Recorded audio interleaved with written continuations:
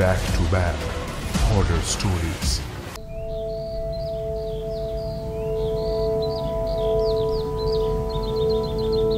রুবির আজ মন খারাপ। দোতলায় তার শোবার ঘরের জানলা দিয়ে বাগান থেকে উঠে আসা যে তেঁতুল গাছটা সারাক্ষণ তার ঘরে উঁকি মেরে থাকে, রুবির বাবা লোক ডেকে সেই গাছটাকে আজ কেটে ফেলছেন। রুবির বাবা অজয়বাবু নতুন একটা 4 চাকা কিনেছেন। সেই গাড়ি রাখবার গ্যারেজ তৈরির জন্যই বাগানের তেঁতুল গাছটাকে এমনভাবে কেটে ফেলা হচ্ছে। তেঁতুল গাছটা কাটার জন্য তাদের নতুন ড্রাইভার সেলিম চাচা দুটো বড় বড় কুড়ুল আর নারায়ণ নামে তার এক বন্ধুকে নিয়ে এসেছে। রুবি তার ঘরের জানলার সামনে দাঁড়িয়ে দাঁড়িয়ে থমথমে মুখে সেই গাছ কাটা দেখছে। রুবির মনে পড়ছে সকালে ঘুম থেকে উঠে বিছানায় শুয়ে শুয়ে সবার প্রথমে চোখ খুলেই সে ওই তেঁতুল গাছটাকে দেখত।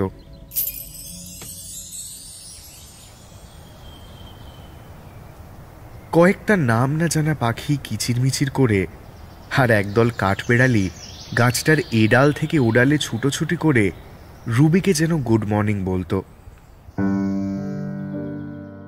রুবির পায়ে একটা সমস্যা থাকায় সে স্কুল কিংবা পাড়ায় তার সমবয়সী ছেলে মেয়েদের সাথে খেলাধুলা করতে পারে না।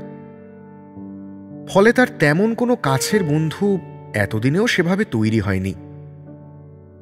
জন্ম থেকেই রুবির ডান পাটা বাঁ পায়ের তুলনায় একটু ছোট, তাই সে বরাবর একদিকে একটু ঝুঁকে পড়ে হাঁটে।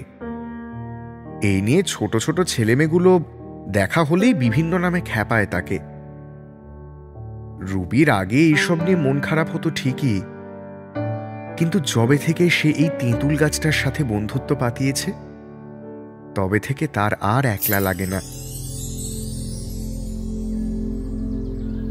রুবির ছোট মামা গাছপালা নিয়ে সারা বছর ধরে বিদেশের এক নামকরা বিশ্ববিদ্যালয় গবেষণায় ব্যস্ত থাকে।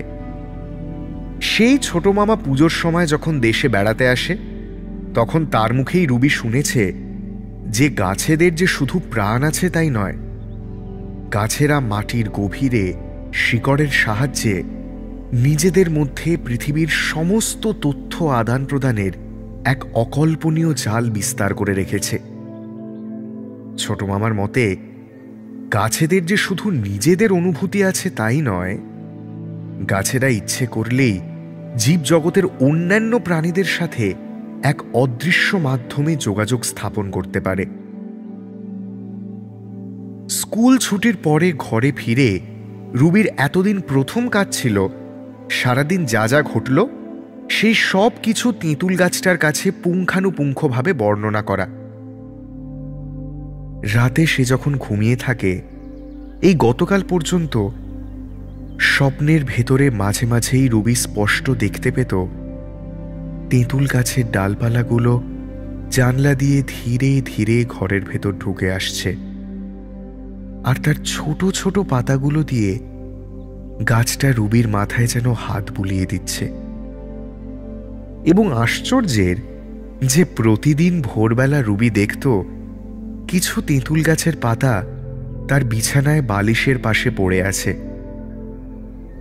রুবি এসব কথা শুধুই তার ছোট মামাকে বলেছে। রুবি জানে তার এসব কথা কোনোদিনই কেউ বিশ্বাস করবে না, অযথা তাকে নিয়ে সবাই আরো বেশি হাসাহাসি করবে। এমনকি রুবির মা আর বাপিও তাকে ধমক দিয়ে হয়তো বলবে যে রুবি পড়ার বই ছেড়ে নিশ্চয়ই আজকাল বেশি বেশি করে আজগুবি সব গল্পের বই পড়ছে। মাঝখান থেকে তার গল্পের বই পড়াটাই না বাতিল হয়ে যায়।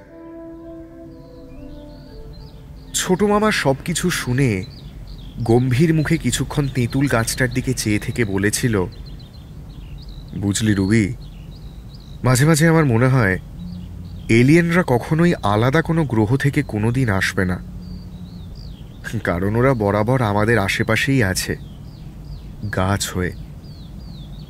স্বপ্নের মধ্যে দিয়ে ওদের জগৎটাতে হয়তো প্রবেশ করা যায়। এটা নিয়ে বিস্তর গবেষণার দরকার আছে, বুঝেছিস? আমরা মানুষরা এই দুনিয়ার আর কতটুকুই বা জানতে পেরেছি। এই বিশ্বব্রহ্মাণ্ডের 96% তো এখনো আমাদের কাছে অজানা রয়ে গেছে, তাই না? রুবি অবাক হয়ে তার ছোট মামাকে জিজ্ঞেস করে, আচ্ছা ছোট মামা, তাহলে কি গাছেরাও মরে যাওয়ার পর মানুষের মতন ভূত হয়ে যায়? ছোট মামা শুধু মুখ টিপে একটু হেসেছিল। রুবির প্রশ্নের কোনো উত্তর দিতে পারেনি, কারণ গাছেদের ভূত হয়ে যাওয়া নিয়ে তার ছোট মামা সত্যিই কিছু জানত না। গাছ কাটাবার রাতেই রুবির ধুম জ্বর এলো। সে স্বপ্নের মধ্যে দেখল একটা গাছের ছায়া তার সারা ঘরে ঘুরে ফিরে বেড়াচ্ছে, আর একটা চাপা গোঙানির মতো শব্দ ভেসে আসছে ওই ছায়াটার ভেতর থেকে।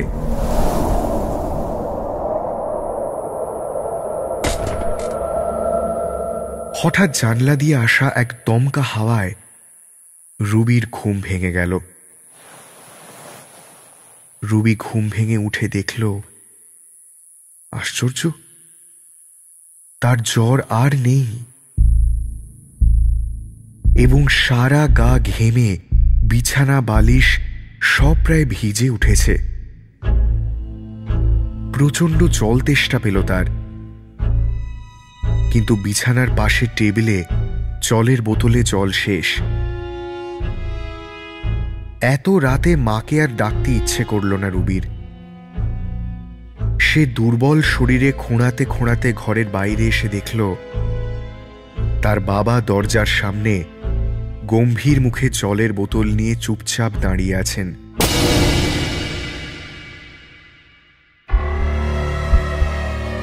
রুবির গলাটা শুকিয়ে কাঠ হয়ে এলো, বুকের ভেতরটা ছ্যাঁত করে উঠল। রুবি বুঝতে পারছে না বাবা কেন এরকম অদ্ভুতভাবে তার দরজার সামনে জলের বোতল হাতে থমথমে মুখে দাঁড়িয়ে আছে, আর কোনো কথাও বলছে না। রুবির বাবাকে ঠিক মানুষের মতো লাগছে না। চোখ দুটো মরা মাছের মতো হয়ে রয়েছে। একটা লতা পাতাহীন বাজ পড়া গাছ যেমনটা দেখতে লাগে, রুবির বাবার মুখটা ঠিক সেই রকম।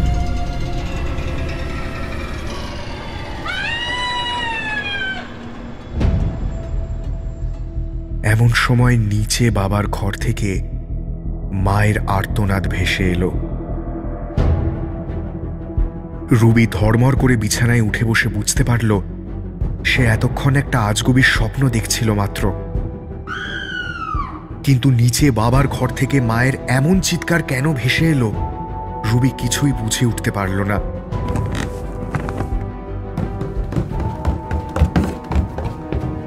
রুবি বিছানা থেকে নেমে দোতলার সিঁড়ি দিয়ে প্রায় দৌড়ে নামতে নামতে টের পেল তাকে আর খোঁড়াতে হচ্ছে না।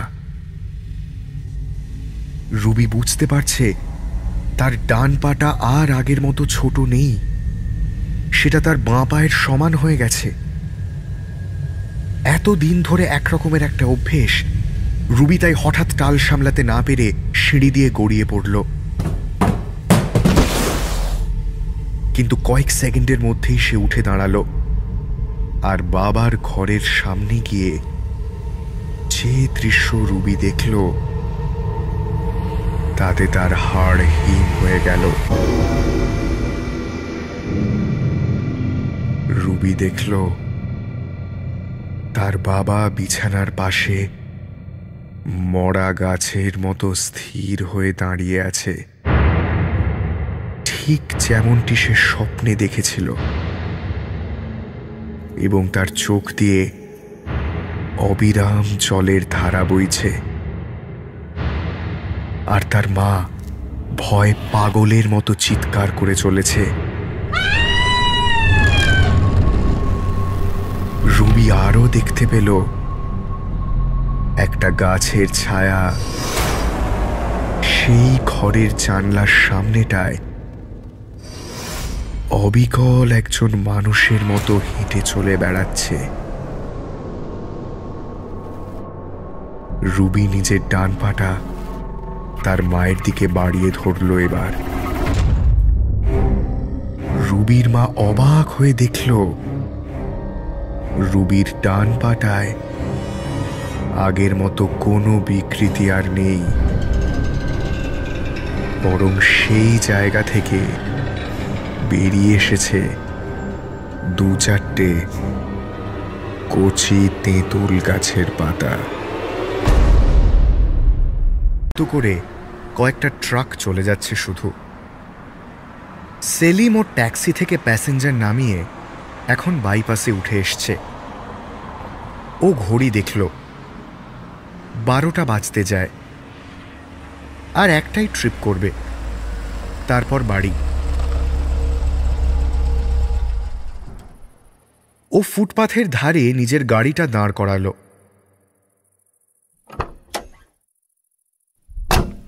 তারপর রাস্তায় নেমে একটা সিগারেট ধরালো। আজ মন মেজাজ বেশ ফুরফুরেই আছে সেলিমের। ভালো ব্যবসা হয়েছে। মনের সুখে সিগারেটে কয়েকটা টান দিতেই ফোনে নোটিফিকেশন ঢুকল। মানে নতুন কেউ রাইড বুক করতে চাইছে।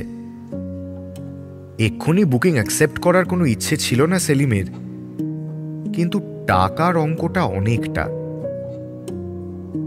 ও একটু ভেবে রাইডটা নিয়েই নিল। প্যাসেঞ্জারের লোকেশন 5 মিনিট দূরেই। সিগারেটটা শেষ করে গাড়ি স্টার্ট করে দিল সেলিম। বাইপাস থেকে নেমে আনন্দপুরের দিকে একটু যেতেই সেলিম দেখতে পেল প্যাসেঞ্জারকে।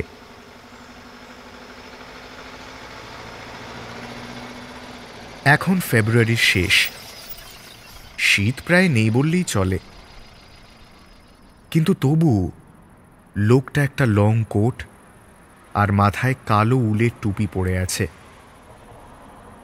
তার সামনে গিয়ে দাঁড়িয়েও লোকটার মুখটা ভালো করে দেখতে পেল না সেলিম। লোকটা একটাও কথা না বলে পেছনের সিটে উঠে বসল। সেলিম বলল, পিনটা বলবেন? লোকটা গম্ভীর গলায় 4টে নাম্বার বলল শুধু। 4136। সেলিম আর ঘাঁটালো না। ও ম্যাপে লোকেশন দেখে গাড়ি চালাতে শুরু করল। রাস্তা অনেকটাই, ডানলপ পৌঁছে আরো খানিকটা ভেতরে, কিন্তু ম্যাপে জায়গাটার কোনো নাম দেখাচ্ছে না। আশেপাশে বাড়িঘর আছে বলেও ঠাহর হয় না। সেলিমের মনের মধ্যে সন্দেহ উঁকি মারতে শুরু করে, কিন্তু ও সেসবে বিশেষ পাত্তা দেয় না। আজ 8-9 বছর হয়ে গেল ও কলকাতার রাস্তায় গাড়ি চালাচ্ছে। রাতেও অনেকবার গাড়ি নিয়ে বেরিয়েছে, নানান রকম প্যাসেঞ্জারও দেখে নিয়েছে। ভয়টয় ওর এখন লাগে না।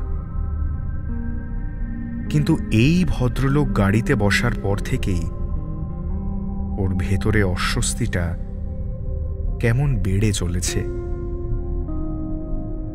এরম তো হয় না সাধারণত। ও আয়নায় কয়েকবার ব্যাক সিটটা দেখে। লোকটার মধ্যে কোনো নড়াচড়া নেই, হাত পা নড়ছে না, ফোনও দেখছে না। স্থির মূর্তি হয়ে বসে আছে লোকটা।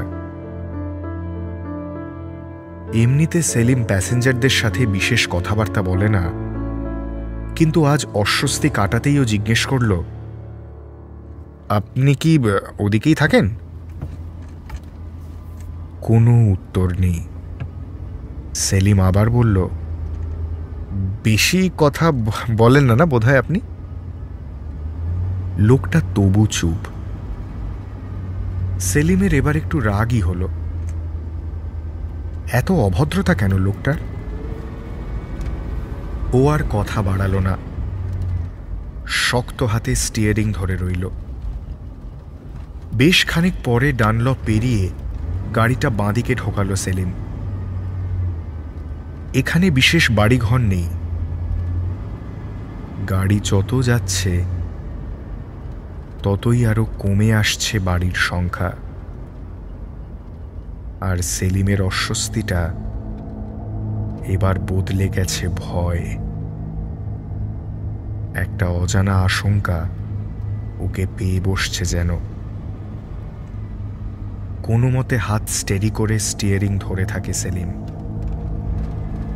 লোকেশন এসে গেছে, কিন্তু আশেপাশে মাঠ ছাড়া তো কিছুই নেই। ঠিক এখানে না হলেও এই এলাকায় আগে এসেছে সেলিম। এরকম ধুধু মাঠ ছিল বলে তো মনে পড়ে না। সেলিম কাঁপা গলায় জিজ্ঞেস করে, এখানেই নামবেন তো? কোনো উত্তর নেই। সেলিম আয়নায় দেখে আর তৎক্ষণাৎ চমকে ঘাড় ফেরায়। পেছনের সিটে তো কেউ নেই। ও নিজের ফোনটা হাতে নেয়। সেখানে আরো চমক অপেক্ষা করছে। এই ট্রিপটার কোনো ডিটেলসই ফোনে দেখাচ্ছে না। সেলিমের বুক কাঁপছে। ও ফোনে লোকেশন সেট করতে গিয়ে দেখে সার্ভার আনরিচেবল বলছে। তখনই ও পেছন থেকে শুনতে পায়, আপনার কথা ছিল আমায় বাড়ি নিয়ে যাওয়ার। ও আয়নায় দেখে পেছনে কেউ নেই।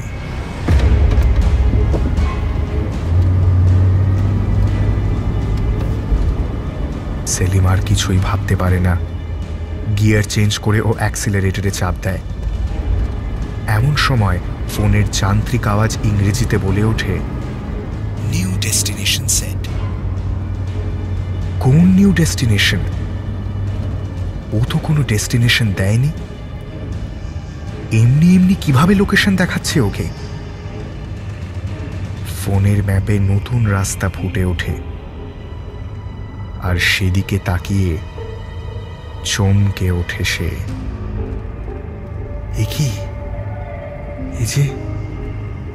এই যে ওর নিজের বাড়ির লোকেশন। সেলিমের রক্ত জল হয়ে যায়। ও স্টিয়ারিং ঘোরাতে গিয়ে বুঝতে পারে গাড়ির নিয়ন্ত্রণ আর ওর হাতে নেই।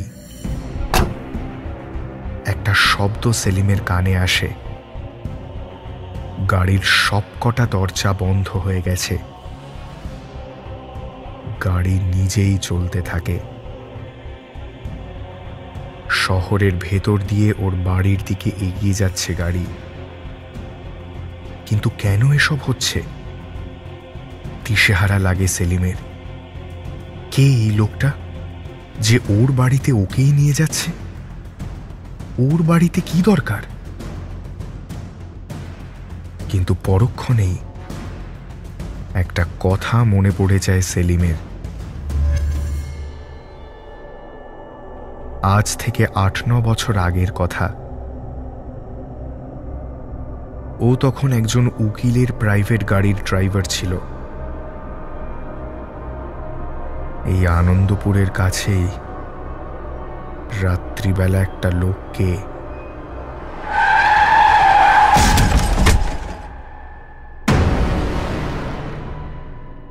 সেই রাতটা মনে পড়তেই শিউরে ওঠে ও। ফুটপাথে শুয়েছিল লোকটা। সে বেঁচে ছিল না মরে গেছিল সঠিক জানে না সেলিম। ও গাড়ি নিয়ে পালিয়েছিল। উকিল ভদ্রলোকের কৃপায় জেলে যেতে হয়নি সেলিমকে, কিন্তু ড্রাইভারের চাকরিটা যায়। তারপর সেই উকিলবাবুই ওকে ট্যাক্সি চালানোর লাইসেন্স করে দিতে সাহায্য করেন।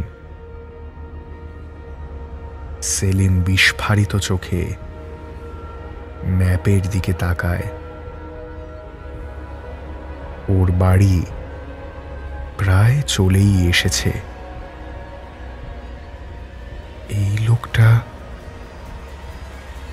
হবে কি?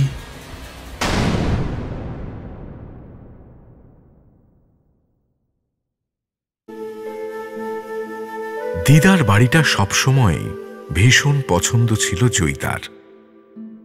দাদু মারা যাওয়ার পর অত বড় দোতলা বাড়িটায় দিদা একাই ছিলেন। দিদা মারা গেলেন আজ ঠিক 21 দিন হল। সেই দিনটার পর আজ এই প্রথমবার এখানে এলো জয়িতা। দিদাকে ছাড়া বাড়িটা আর আগের মতো নেই। সেই শীতের দুপুরের মিঠে রোদের আমেজটা দিদার মতোই কোথায় যেন চলে গিয়েছে। ছোটবেলায় ওর সবচেয়ে পছন্দের ছিল ছাদের ঘরটা। জয়িতা আজ তাই বাড়িতে ঢুকেই সোজা চলে গেল ছাদের ঘরে।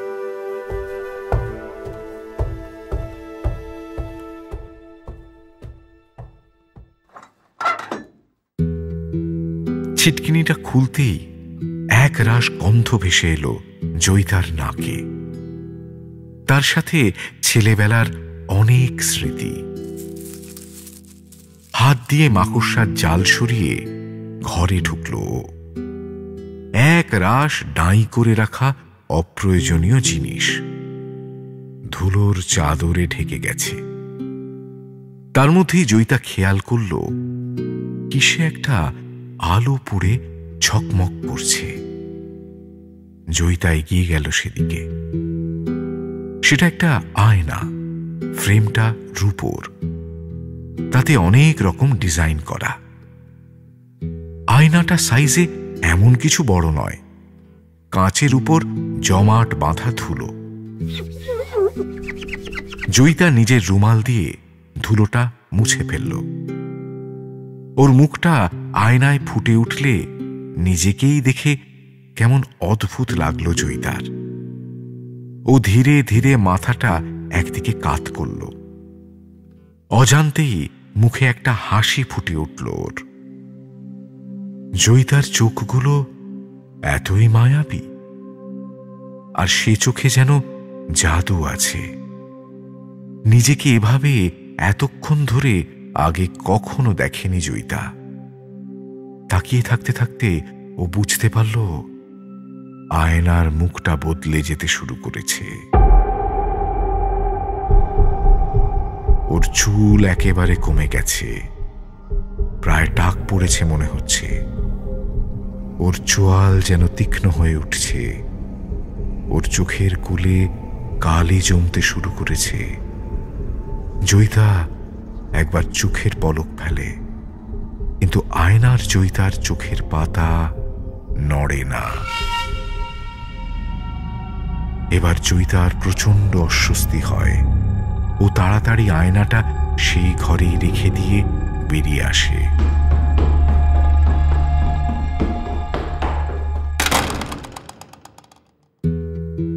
বাইরে দিনের আলোতে ওর মনে হয় ও মিথ্যেই ভয় পাচ্ছিল।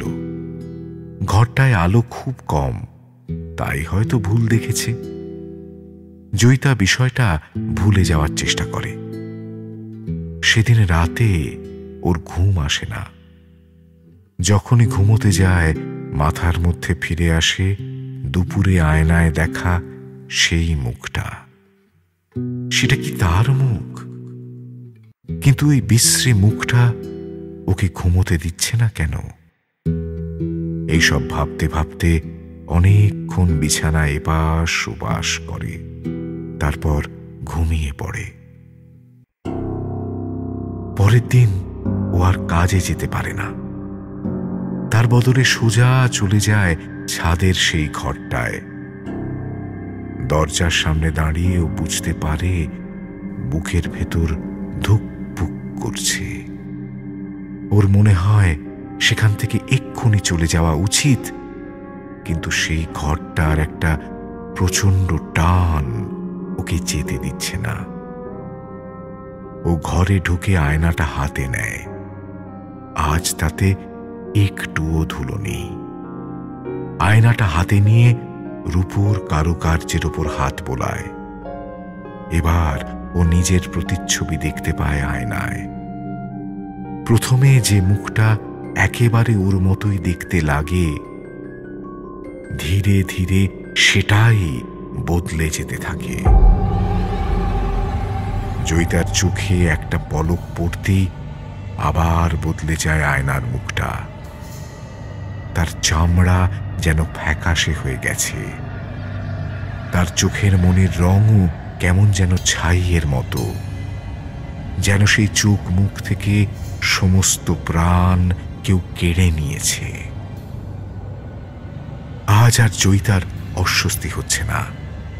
তার মনে হচ্ছে এই প্রতিচ্ছবি যেন সবচেয়ে সুন্দর। সে নিজেকে এইভাবে আগে কখনো দেখেনি। তাকে কি দেখতে এত নিখুঁত? এ যেন এক ভয়ঙ্কর সৌন্দর্য। হঠাৎ জয়িতার মনে হলো, আমায় যদি সব সময় এরকম দেখতে লাগে।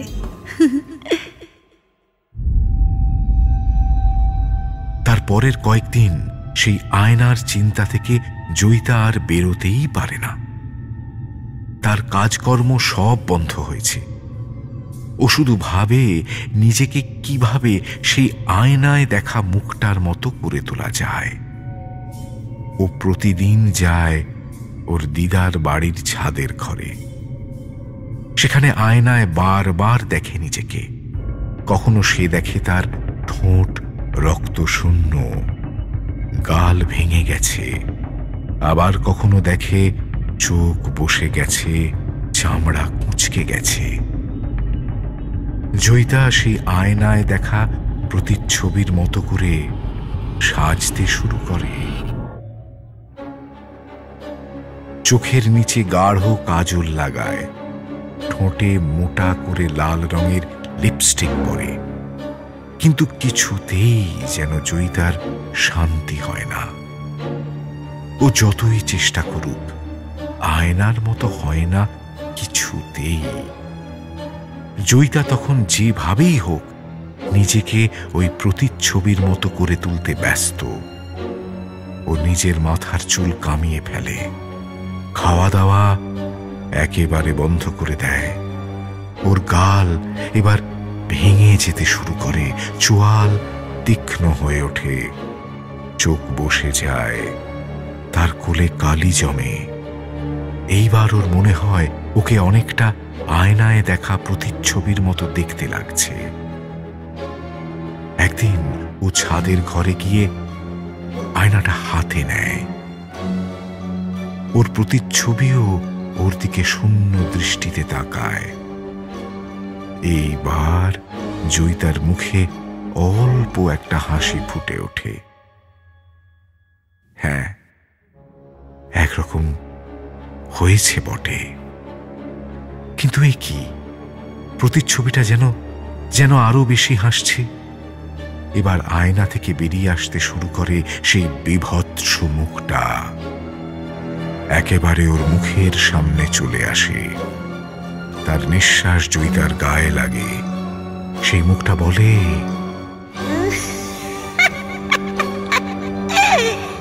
সুন্দর, তাই না?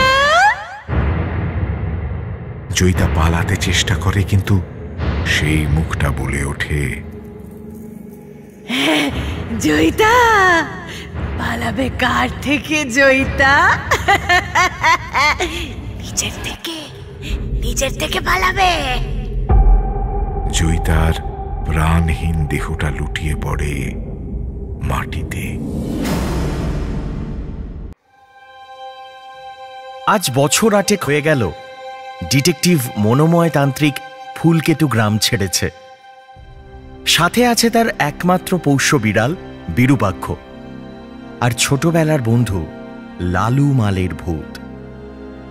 তারা এসে ঠাঁই গেড়েছে উত্তরবঙ্গের এক অনামী মফস্বলে, যার নাম মেহেদিগঞ্জ।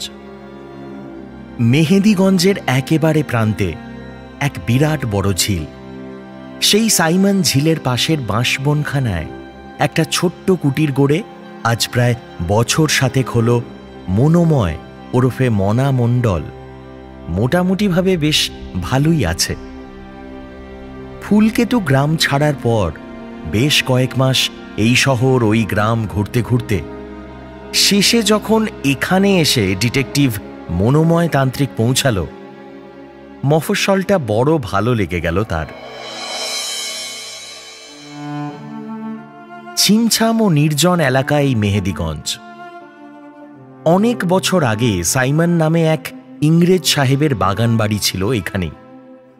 তার নামেই ওই ঝিলের এমন নামকরণ। তখন স্বাধীনতার আগে মেহেদিগঞ্জ ছিল একেবারে এক গণ্ডক গ্রাম।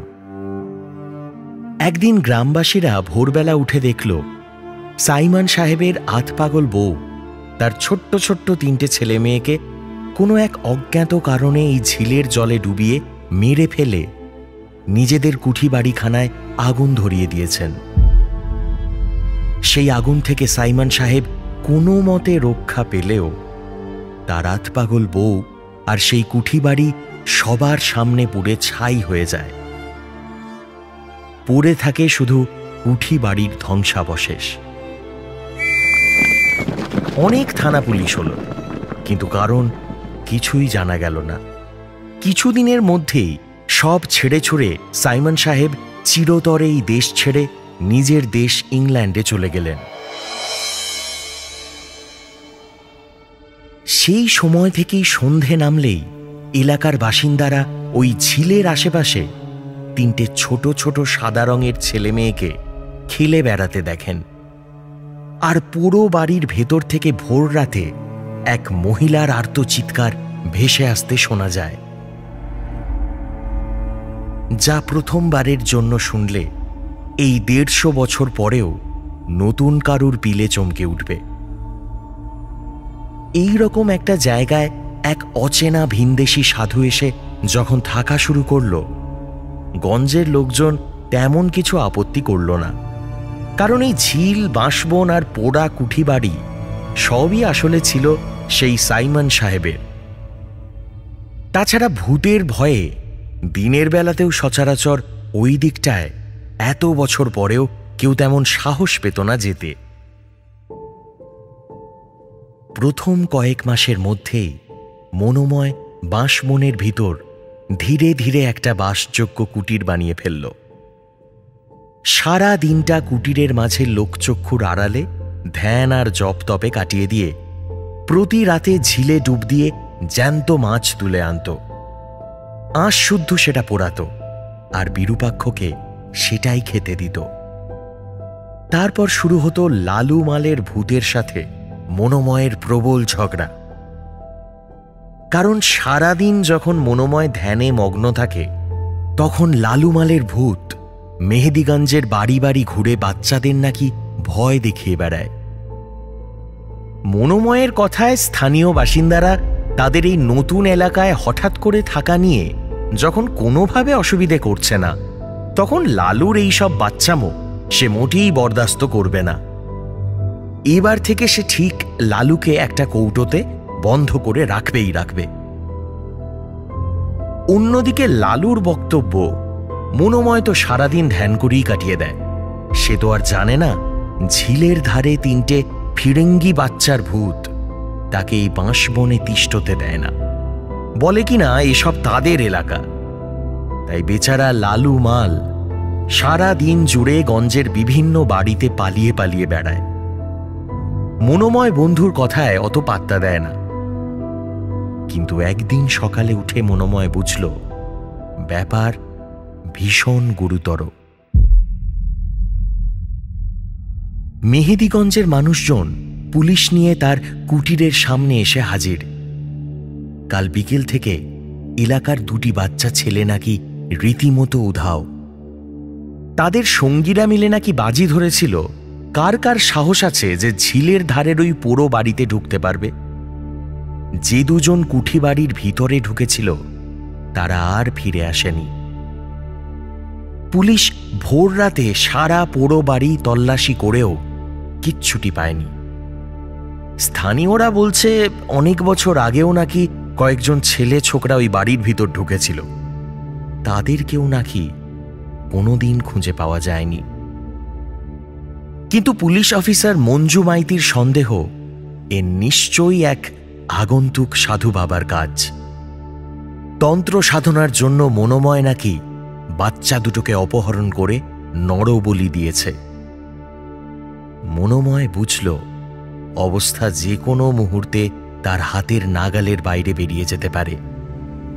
তাই তাকে এখন গণধোলাইয়ের হাত থেকে বাঁচাতে গেলে কিছু নিম্ন শ্রেণীর ভেলকিবাজি দেখাতে হবে। মনোময় নির্বিকার মুখে বলল, ম্যাডাম, আপনার অতজন পুলিশ বাহিনী এই বড় বাড়িতে একসাথে ঢুকলে কখনোই আপনার বাচ্চা দুটিকে খুঁজে পাবেন না। কারণ ওই বাড়ির ভিতরে যে রয়েছে সে কোনোদিনই এত লোকের সামনে নিজেকে প্রকাশ করবে না। মানুষ যেমন ভূতেদের ভয় পায়, বুঝলেন, তেমনি ভূতেও বহু মানুষের উপস্থিতিতে নিজেদের অস্তিত্ব সংকটে ভোগে। এতটা কথা বলতে না বলতেই এক কনস্টেবল ঠাঁটিয়ে একখানা চড় কষিয়ে দিল মনোময়ের গালে। তৎক্ষণাৎ সকলের চোখের সামনে কনস্টেবলটির দুটি হাতই অবিশ্বাস্যভাবে দেহের পিছন দিকে চলে গেল এবং মটমট করে বেঁকে যেতে লাগল। আর কনস্টেবলটি তীব্র যন্ত্রণায় মাটিতে পড়ে গিয়ে ভয়ঙ্কর একটা চিৎকার শুরু করল। আশেপাশের মানুষজন ভয়ে একটু পিছন দিকে সরে গেল। তারা কিছুতেই বুঝতে পারছে না এখানে আসলে ঘটছেটা কি। শুধুমাত্র ইন্সপেক্টর মঞ্জু মাইতি অদ্ভুত এক ঠান্ডা দৃষ্টিতে সরাসরি মনোময়ের চোখের দিকে চেয়ে রইল। মনোময় ভাবলেশহীনভাবে বলে চলল, ম্যাডাম, একটা কাজ করুন, আপনি আমার হাতে হ্যান্ডকাপ পরিয়ে দিন, আর তারপর আমরা দুজন মিলে ওই পোড়ো বাড়িতে ঢুকব। সাথে কিন্তু আর কেউ আসবে না। আমি কথা দিচ্ছি ম্যাডাম, বাচ্চা দুটিকে আমরা দুজন মিলেই কিন্তু ফিরিয়ে আনব। মনোময়ের দৃষ্টিতে সত্যিই এমন কিছু ছিল যে ইন্সপেক্টর তার কথাতে রাজি হলেন এবং কথা মতো মনোময়ের হাতে হাতকড়া পরিয়ে দুজনে মিলে প্রবেশ করলেন সাইমন সাহেবের 150 বছরেরও পুরনো পোড়ো বাড়ির ভিতর। ভিতরটা যথারীতি গজিয়ে ওঠা বড় বড় গাছগাছালির ছায়াতে প্রায় অন্ধকার আর স্যাঁতস্যাঁতে হয়ে আছে। কিছুটা এগিয়েই দুজনে একটা ঘরের সামনে থমকে দাঁড়ালো। 3টে বিরাট ফনাওয়ালা সাপ একটা আতপোড়া বিরাট মোটা দরজার সামনে ঝুলে আছে। ভিতর থেকে বাচ্চাদের হাসি আর খেলার আওয়াজ ভেসে আসছে। ইন্সপেক্টর পড়ে থাকা একটা গাছের লম্বা ডাল মেঝে থেকে তুলে নিয়ে সাপ 3টেকে সবে দরজার সামনে থেকে সরাতে যাবে, অমনি ঘরের ভিতর থেকে ছেলে মেয়েদের আওয়াজটাও থেমে গেল। আর তারা স্পষ্ট শুনল পিছন থেকে কেউ একজন যেন তাদের দিকে ধীরে ধীরে হেঁটে আসছে। মঞ্জু পিছনে ফিরে একবার দেখল, কিন্তু কেউ কোথাও নেই। সে আবার সামনের দিকে ফিরতেই ভয়ে চিৎকার করে 4-5 পা পিছন দিকে সরে এলো। একটা ময়লা সাদা গাউন পরা বিভৎস পোড়া মুখ সবকটা দাঁত বের করে তার ঠিক সামনেটায় দাঁড়িয়ে। মনোময় তখনও চুপচাপ দাঁড়িয়ে আছে একপাশে। মঞ্জু তার হাতের পিস্তলখানা উঁচিয়ে সেই গাউন পরা মহিলাটির দিকে সবে গুলি ছুঁড়তে যাবে, মনোময় তাদের দুজনের মাঝখানে এসে দাঁড়ালো। কারণ সে জানে বন্দুক দিয়ে মানুষ মারা যায়, কিন্তু অতৃপ্ত আত্মাকে নয়। বরং এতে তারা আরও বেশি করে রেগে যাবে এবং এদের দৌরাত্ম্য চলে যাবে হাতের নাগালের বাইরে। কিন্তু ততক্ষণে অনেক দেরি হয়ে গেছে। এবার ঘরের ভিতরে শুরু হলো এক প্রচণ্ড হাওয়ার ঘূর্ণি। সেই গাউন পরা ছায়ার মতো অস্পষ্ট শরীরটা বেঁকে চুড়ে মনোময়ের দিকে এগিয়ে আসছে, আর তার পিছনে 3টে সাদা ফুটফুটে বাচ্চা ভয়ে জড়সড় হয়ে দাঁড়িয়ে আছে। মনোময় তার হাত করা পরা হাত দুটো এবার জোরসে সেই যে ছায়ামূর্তির কপালের কাছটায় নিয়ে গেল, অমনি চারিদিক শান্ত হয়ে গেল। মনোময় পৌঁছে গেল আজ থেকে 150 বছর আগের এক রাতের বেলায়। সে স্পষ্ট দেখল সাইমন সাহেব আর তার বউয়ের মধ্যে শুরু হয়েছে এক চরম অশান্তি। সেখানে সাইমন সাহেব তার নিজের বাচ্চাদের নিজের সন্তান বলে মেনে নিতে অস্বীকার করছেন। তারপর একে একে সবাইকে খুন করে বাচ্চাগুলোকে সাইমন সাহেব ঝিলের জলে ভাসিয়ে দিচ্ছেন, আর নিজের বউ সমেত সম্পূর্ণ কুঠি বাড়িটায় আগুন লাগিয়ে পুলিশের কাছে পরের দিন একটা মিথ্যে গল্প করছেন। মনোময় একটু দম নিল। সে দেখল বাচ্চা 3 জনকে জড়িয়ে ধরে সেই গাউন পরা বিভৎস পোড়া দেহখানি তখনও কেঁদে চলেছে। মনোময় শুধু বলল, তোমরা যে বাচ্চা দুটিকে আটকে রেখে দিয়েছ, ওদেরকে ছেড়ে দাও। আমি কথা দিচ্ছি, আমি তোমাদের মুক্তির ব্যবস্থা করে দেব। আমি কথা দিচ্ছি, ছেড়ে দাও ওদের। এরপর প্রায় 7 বছর কেটে গিয়েছে। সেই উধাও হয়ে যাওয়া বাচ্চা দুটো আজ কলেজে পড়ে। মনোময় এখন মেহেদিগঞ্জে পাকাপাকিভাবে হাত দেখার ব্যবসায় ফেঁদে বসেছে। গঞ্জের মানুষজন এখন আর ঝিলের ধারে বা পোড়ো বাড়ির পাশ দিয়ে যেতে ভয় পায় না। শুধু এখনো রাত হলেই লালু মালের ভূত আর মনোময়ের মান অভিমানের ঝগড়ার শব্দ অনেক দূর থেকেও মেহেদিগঞ্জের মানুষজন স্পষ্ট শুনতে পায়।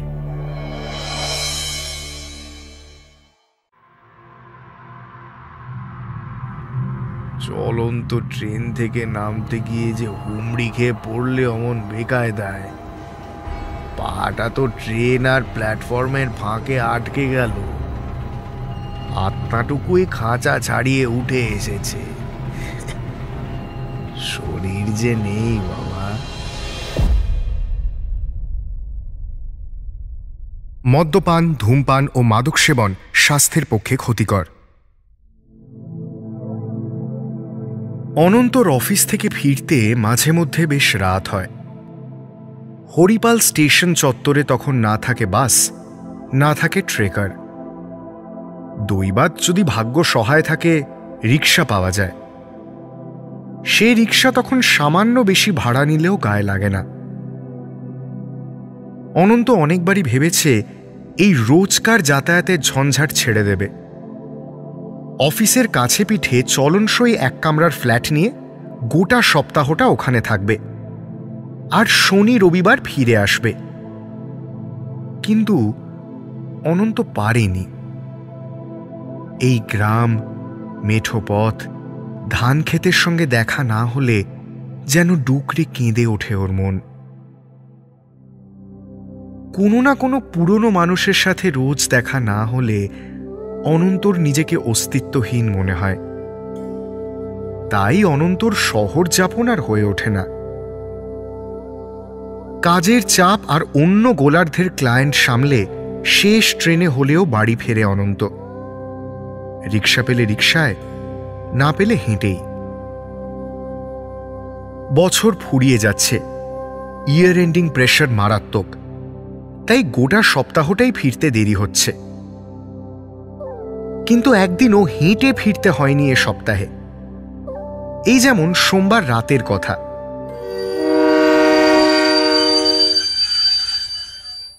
কনকনে ঠান্ডায় শেষ ট্রেন যখন প্ল্যাটফর্মে এসে দাঁড়ালো,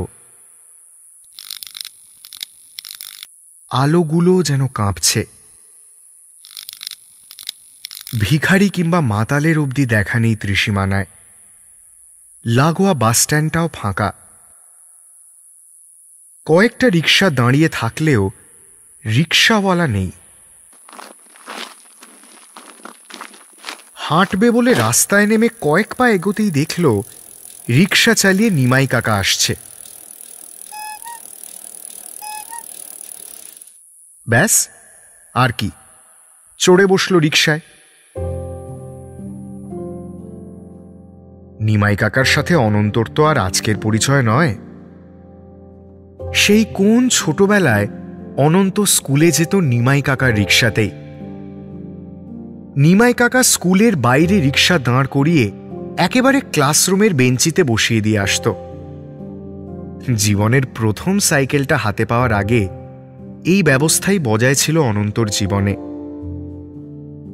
কত বিকেল এমন গেছে, বিলের পাশে রিক্সা দাঁড় করাতেই হবে। অনন্ত নাছোড়বান্দা, নিমাই কাকা কি করবে বুঝে উঠতে পারছে না। কোনো রকমে দিলখুশের লোভ দেখিয়ে শান্ত করা গেছিল অনন্তকে। অবশ্য পরে নিমাই কাকা সেই দিলখুশ কিনেও দিয়েছিল অনন্তকে। সেদিন নিমাই কাকার রিক্সায় চড়ার পর থেকে ক্রমাগত এসব কথাই মনে পড়ছিল অনন্তর। নিমাই কাকার সাথে এসব স্মৃতি ভাগ করে নেওয়ার সময় দেখল নিমাই কাকাও কিচ্ছুটি ভোলেনি, বরং তার স্মৃতি মেদুরতা কিছুমাত্র কম নয়। আবেগ জড়ানো কণ্ঠে নিমাই কাকা অনন্তকে বলল, একবার জানো, আমার ভীষণ জ্বর, কিছুতেই উঠতে পারছি না। একটু দাদাবাবুকে, মানে তোমার বাবার কাছে পাঠালুম অন্য কারোর সাথে তোমায় স্কুল পাঠিয়ে দিতে। ও হরি, সে ফিরে এসে জানালো তুমি তুর্কি নাচন শুরু করেছো। আমার রিক্সা ছাড়া তুমি নাকি স্কুলেই যাবে না। এই তুমি আস্তে আস্তে বড় হলে, নতুন সাইকেল হলো, আর আমার হলো ছুটি। শেষের কথাগুলো বলার সময় নিমাই কাকার গলা বুঝে এলো। অনন্ত ভাবল এতখানি স্নেহ তার জন্য এই দুনিয়ার এক কোনায় বেঁচেছিল সার জল ছাড়াই। অফিস থেকে দেরি করে না ফিরলে জানতেই পারত না। সেদিনের মতো আর কথা হলো না। বাড়ি ফিরে খেয়ে দিয়ে ঘুমিয়ে পড়ল অনন্ত। এরপর এই মঙ্গল, বুধ, বৃহস্পতি, শুক্র 4 দিনই ফিরতে অনন্তর অনেক রাত হল। আর মুশকিল আসানের মতো যেন ওর জন্যই রিক্সা নিয়ে দাঁড়িয়েছিল নিমাই কাকা। তারপর সেই একই রুটিন। অনন্ত গিয়ে রিক্সায় চাপল। ময়লা জামার বুক পকেট থেকে বিড়ি বার করে ধরালো নিমাই কাকা।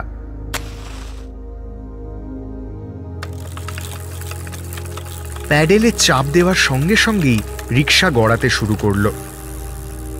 আর এক বুক ধোঁয়া টেনে নিয়ে নিমাই কাকা পুরনো গল্প বলতে শুরু করল। অনন্তর এই কদিনে ব্যাপারটা অভ্যেসে দাঁড়িয়ে গেছিল। আর এই অভ্যেসে ছেদ পড়ল শনিবার।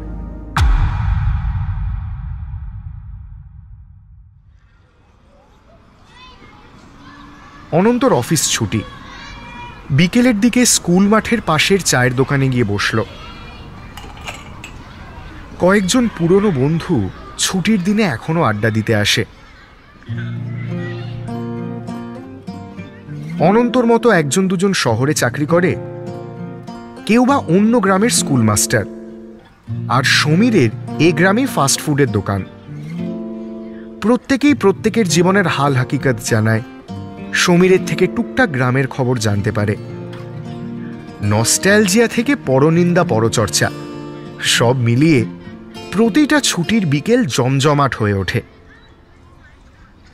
এই শনিবারও এমনই গল্পের মধ্যে অনন্ত নিমাই কাকার কথা তুলতেই পুরো আসর থমথমে হয়ে উঠল। সমীর খানিকক্ষণ ভ্যাবলার মতো মুখ করে অনন্তর দিকে তাকিয়ে থাকল। তারপর একটু বিরক্তির সঙ্গেই বলল, আজকাল তুই কি অফিস থেকে নেশা করে বাড়ি ফিরিস নাকি? হ্যাঁ, নিমাই কাকা তো সেই কবে মরে গেছে। বয়সও তো হয়েছিল। আমার দোকানে শেষ যখন এসেছিল গায়ে জুত নেই, হাড়গুলো গোনা যাবে। সে তোকে গোটা 1 হপ্তাহ রিক্সায় চড়িয়ে নিয়ে এসেছে। অনন্ত সবটুকু অবাক হয়ে শুনল। তাহলেও এই কদিন কার সঙ্গে ফিরল? নিমাই কাকা যদি বেঁচেই না থাকে, তাহলে কি নিমাই কাকার ভূত? যদি ভূতও হয়, তাহলে ওর ভয় করছে না কেন? বরং এই সত্যি জানার পর আফসোস হচ্ছে কেন?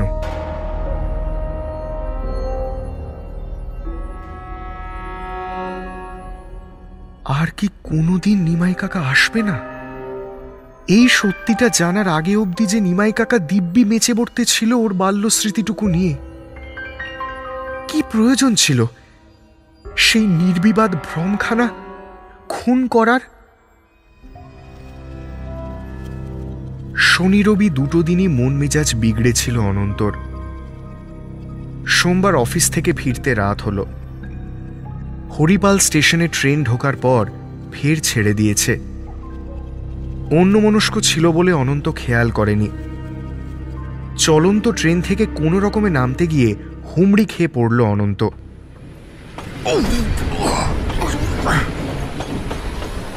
কনুইয়ের কাজটা ছড়ে গেছে, সাদা জামাটা ময়লা হয়ে গেছে, আরেকটু হলে থুতনিটাও ফেটে যেত। হাঁটুতে ভালো মতো লেগেছে। বুঝতে পারল যখন ধুলো ছেড়ে হাঁটতে গিয়ে দেখল খোঁড়াচ্ছে। এসব ব্যথার দিকে মন দেওয়ার ফলে নিমাই কাকার কথা মাথাতেই ছিল না। কিন্তু আশ্চর্যজনকভাবে স্টেশন থেকে বেরিয়ে এসে দেখল নিমাই কাকা দাঁড়িয়ে। কোনো রকম বাড়তি কথা না বলে অনন্ত চেপে বসল রিকশায়। নিমাই কাকার মৃত্যুর সংবাদও যে পেয়েছে সে কথাটা লুকোবার চেষ্টা করেও পারল না শেষমেশ। নীরবতা ভেঙে বলল, কাকা, সমীর বলছিল তুমি নাকি আর বেঁচে নেই, তাই তো? ঠিকই বলছিল। তাহলে এ সত্যিটা তুমি জানতে পারার পর আমাকে দেখতেও পেতে না। কিন্তু কিন্তু কি, সাবধানে একটু চলাফেরা করতে পারো না? অত অন্যমনস্ক হলে চলে? মানে কি বলছো কি? চলন্ত ট্রেন থেকে নামতে গিয়ে যে হুমড়ি খেয়ে পড়লে অমন বেকায়দায়, পাটা তো ট্রেন আর প্ল্যাটফর্মের ফাঁকে আটকে গেল, আত্মাটুকুই খাঁচা ছাড়িয়ে উঠে এসেছে। শরীর যে নেই বাবা। হ্যাঁ, কি বলছো কি আবোল তাবোল? বিশ্বাস হচ্ছে না তো? করো না বিশ্বাস। আমিও বিশ্বাস করি না। পরিচিত যারা যারা আমার মৃত্যু সংবাদ পায়নি এখনো, তাদের মনের মধ্যে আমি বেঁচে থাকি। তুমিও বেঁচে থাকো। মানে আমাদের তো কেউ নেই, আমরাই আমাদের দীর্ঘায়ু কামনা করি। অবিশ্বাসের মধ্যে, মনের মধ্যে ক্ষতি কি?